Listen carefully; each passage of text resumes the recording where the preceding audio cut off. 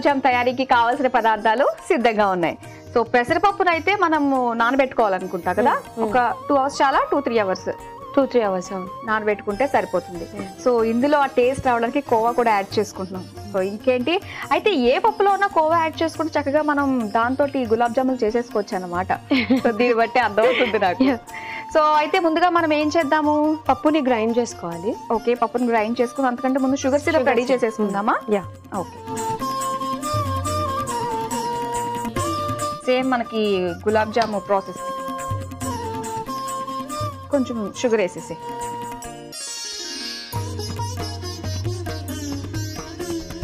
Water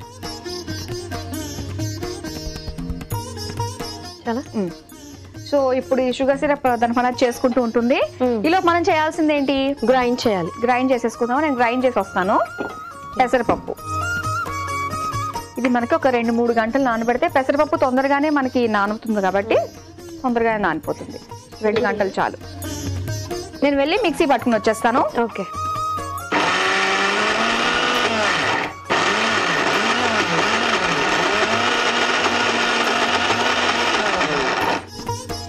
సరిపోతుంది అనుకుంటా. ఇలా మిక్సింగ్ బౌల్లోకి తీసేసుకుంటావు ఇది. అయితే మనము ఈ పెసరపప్పుని 2-3 గంటలు నానబెట్టుకుంటాం కదా, మెత్తగా పేస్ట్ చేసుకోవాలన్నమాట. ఇది ఎక్కడా కూడా మనకి ఆ పప్పు బద్దలు తగలకుండా పేస్ట్ చేసుకుని పెట్టుకోవాలి.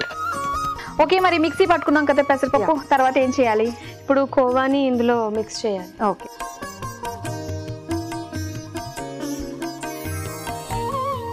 కోవాతోటి ఏదన్నా కూడా టేస్ట్ అమోఘంగా ఉంటుంది.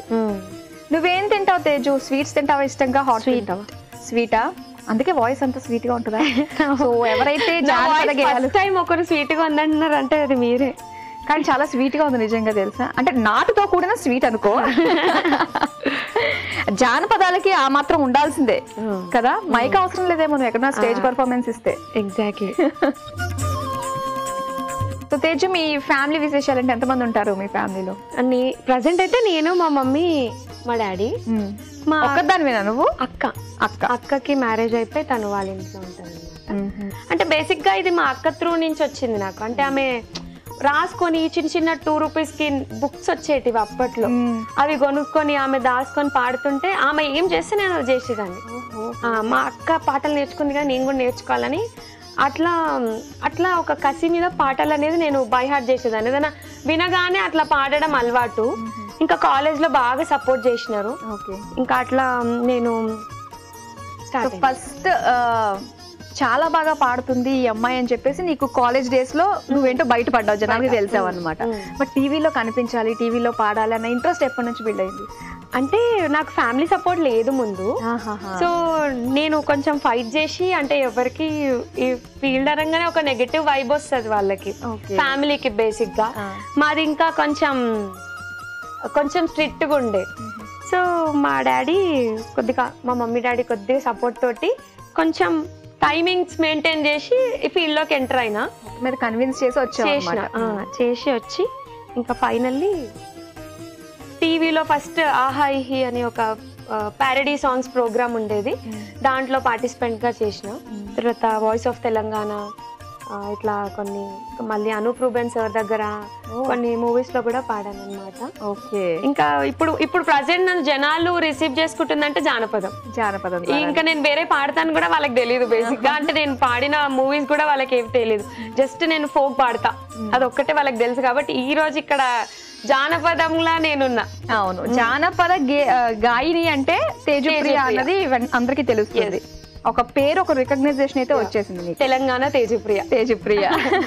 ఓకే, సో ఎంతవరకు వచ్చింది? సో అయిపోయింది, మిక్సింగ్ అయితే అయిపోయింది. ఓకే, అయితే మనకి పిండి కలపడం పూర్తయిందా? అయిపోయింది. ఓకే, ఇంక మనం బాల్స్ చేసుకుని వేసేసుకోవడమే కదా. ఆయిల్ కూడా వేడైనట్టుంది, మనకి సరిపోతుంది. ఇంకా మనకి షుగర్ సిరప్ లో ఏమన్నా యాలకుల పొడి ఒకటి, కొంచెం యాలకుల పొడి. ఆషాఢ మాసంలోనే ఈగలు వస్తూ ఉంటాయి. అవును, అందులోనే స్వీట్ చేస్తున్నాం కదా మనం. పిండి కలపడం పూర్తయింది కదా, సో ఇంకా ఏమైనా యాడ్ చేసుకోవాలి ఇందులో? మన ఇంట్లో కొద్దిగా బేకింగ్ సోడా వేస్తే మంచిగా.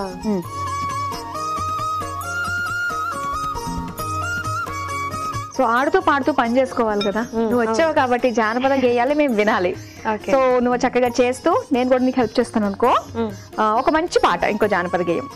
గుట్ట గుట్ట తిరిగేటోడా భీమసారి గుట్టెక్కి గురి కొట్టేటోడా ఈ గుట్ట శైల నాకు తెలుసు భీమసారి వల్ల కాదు మళ్ళీ పోరా కట్ల కట్ల కడువా తీసుక భీమసారి కొత్త బాయికి నీళ్ళకోతే వాళ్ళు కన్నులు దాని మీద భీమసారి జోడు చేతులు కడవ మీద గుట్ట గుట్ట తిరిగేటోడా భీమసారి గుట్టెక్కి గురి కొట్టేటోడా ఈ గుట్ట శైల నాకు తెలుసు భీమసారి వల్ల కాదు మళ్ళీ పోరా. ఓకే, పాట చాలా బాగుంది. గుట్ట గుట్ట ఏంటి, దీని మీనింగ్ ఏంటి? అంటే గుట్ట గుట్ట తిరుగుతుంటాడు అనమాట. ఇంకా లవ్ అది లవ్ సాంగ్ ఇది.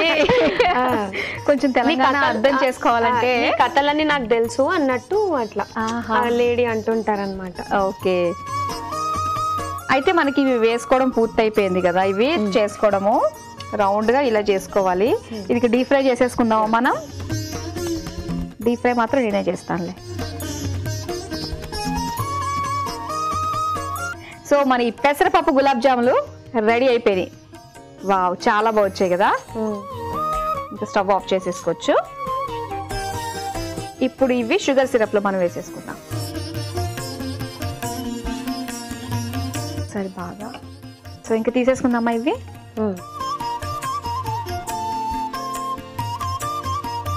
చక్కగా చేసుకోవచ్చు హెల్దీగా. మామూలుగా ఇన్స్టెంట్ గులాబ్ జాములో మనకి ఏ పిండి కలుపుతారో తెలీదు. సో అలాంటప్పుడు మనకి తెలిసి మన చేతులతో చక్కగా చేసుకుంటే. వేడి వేడిగా యమ్మీ యమ్మీగా ఉండే పెసరపప్పు గులాబ్ జామున్ రెడీ అయిపోయింది. మరి దీని తయారీకి కావాల్సిన పదార్థాలు, తయారు చేసే విధానం మరోసారి చూసేయండి.